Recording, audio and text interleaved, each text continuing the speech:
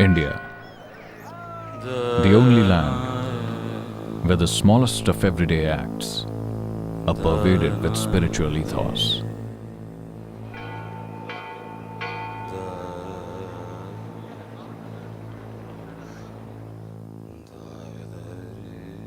This is a land and culture which has for thousands of years nurtured yogis, siddhas, and realized beings.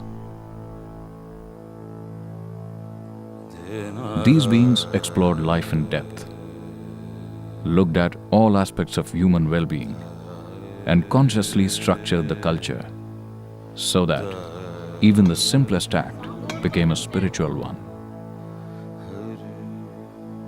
Spirituality has stayed alive and flourished for so many centuries in India because these beings created spaces and temples where they invested their knowing.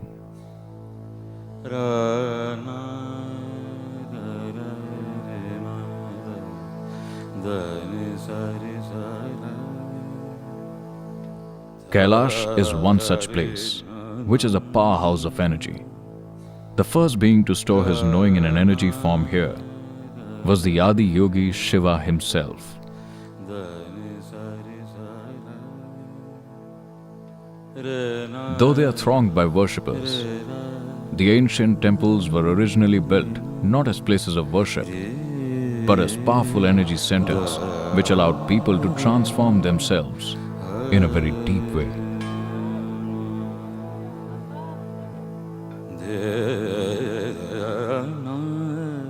A visit to the temple in the morning allowed one to go about his daily work with a certain sense of balance and depth. There was a deep and exact science of temple building. The temples in India were created according to the instructions laid out in the Agama Shastras. Each Jyotirlinga temple had a specific function.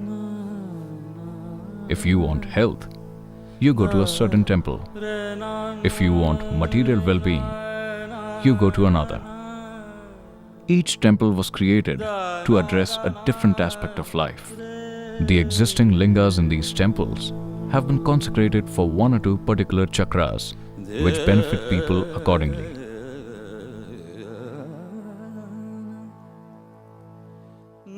But many enlightened beings down the ages dreamed of a temple that held a linga with all 7 chakras fully energized, a Dhyana Linga temple.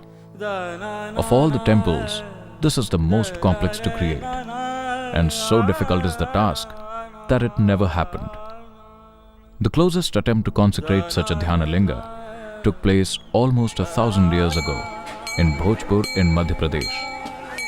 But the consecration process could not be completed.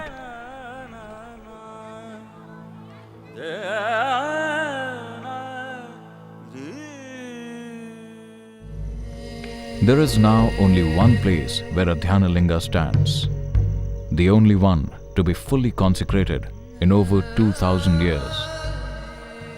The Veliangiri mountains are known as the Kailash of the south because they have been the abode of countless siddhas, seers and sages since time immemorial.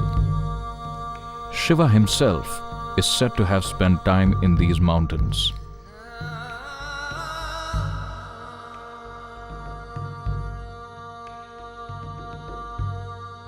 It is at the foothills of the Veliangiri mountains that Sadhguru Jaggi Vasudev established the Dhyana Linga. It took him 3 lifetimes of intense sadhana to achieve this.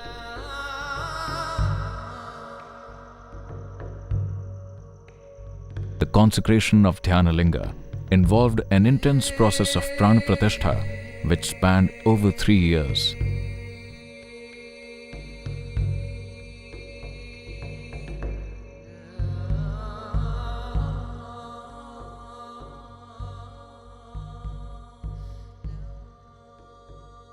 In India, it is tradition that prior to entering any temple, one is required to wet one's entire body to help make one more receptive to the energies of the temple.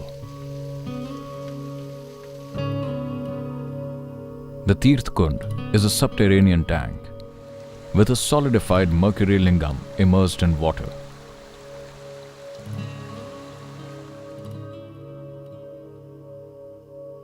These rasalingas were consecrated in a particular way, fundamentally as a preparatory tool to enhance spiritual receptivity in a person before he enters the Dhyanalinga.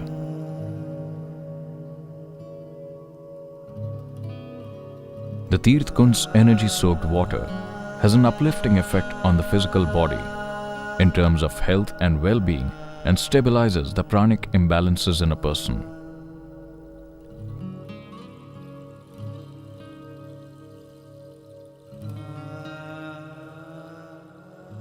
Before the entrance of the inner parikrama is the Sarva Dharma Stambha.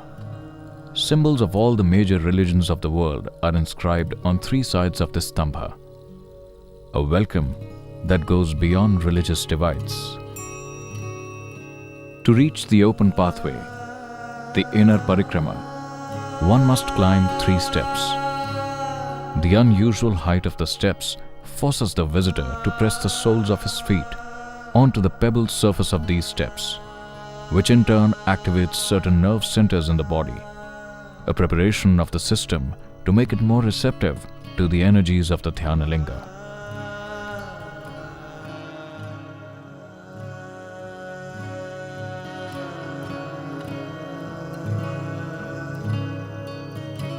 The entrance of the parikrama is graced by Patanjali Maharishi, who is regarded as the father of yogic sciences. On the other side is the Vanashri shrine, the feminine deity of the Dhyanalinga. The energies of the deity are such that it is specially beneficial for women and children.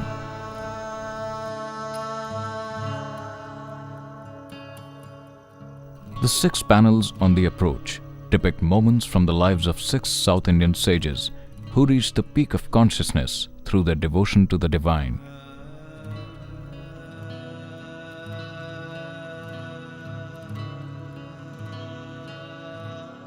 One finally stands before the immense and awe-inspiring Dhyanalinga. Vibrating with the power of the primordial, it casts its spell on all those who enter its enigmatic presence. There is no other such linga in the world. It is Sadhguru's wish that all the visitors be allowed directly into the Garbhagriha or the Sanctum Sanctorum, a rare privilege. In Sanskrit, dhyana means meditation, linga means form. Here, sitting silently for a few minutes within the sphere of the Dhyanalinga is enough to make even those unaware of meditation experience a deep state of meditativeness. Being in the presence of the Dhyanalinga offers a person the rare privilege and the intimacy of being with a guru. With all 7 chakras energized to the very peak, it touches one in a different dimension, sowing the seed of spiritual liberation in a person.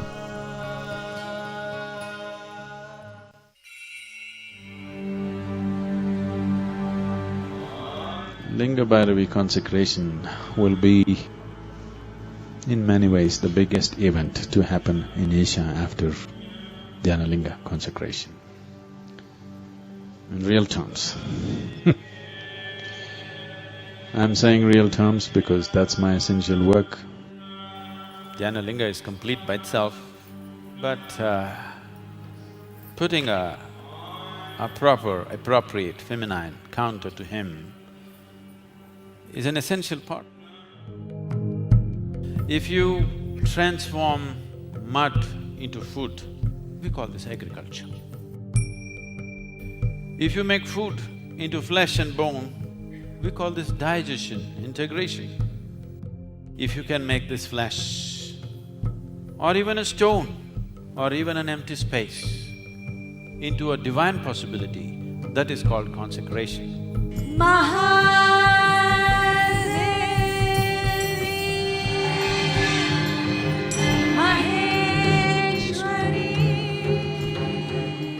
One who earns the grace of Bhairavi neither have to live in concern or fear of life or death, of poverty or failure.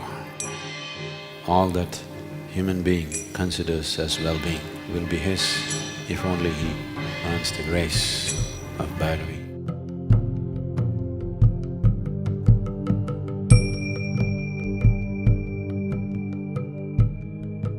Dhyanalinga is going to be only one. We cannot recreate it.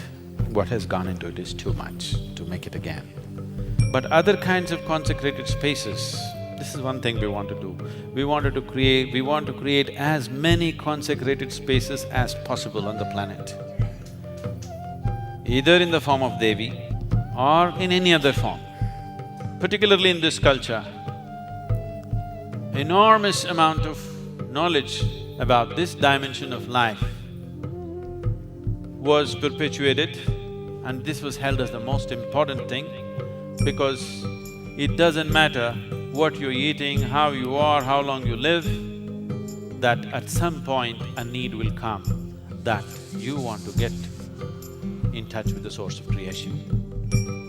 And if that possibility is not created across the planet, if that possibility is not available to every human being who seeks, then that society has failed to provide true well-being for a human being. If we create this kind of supports in the society, it need not be attached to any particular religion. If you consecrate every home, every street, every city on the planet, you will see the way people function will change dramatically.